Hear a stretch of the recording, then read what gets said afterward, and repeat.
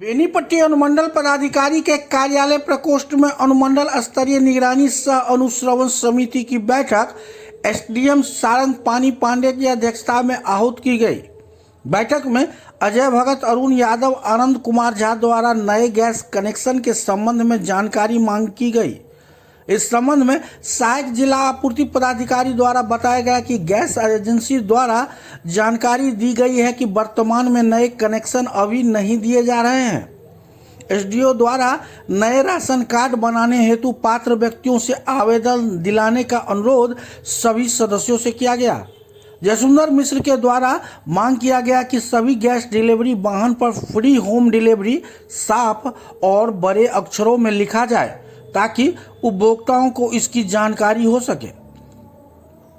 विजय यादव, नसीमा प्रवीण, अलका झा, सुजीत कुमार झा द्वारा अंत्योदय योजना के संबंध में बात रखी गई। इस पर एसडीओ ने एडीएसओ को निर्देशित किया कि अंत्योदय कार्ड की समीक्षा कराया जाए। सदस्य विष्णुदेव यादव द्वारा अनुमंडल के प्रखंडों में सीएमआर गोदाम स्थापित कराने हेतु अनुमंडल पदाधिकारी से अनुरोध किया गया, जिस पर एसडीओ द्वारा आश्वासन दिया गया कि इस हेतु प्रयास किया जा रहा है।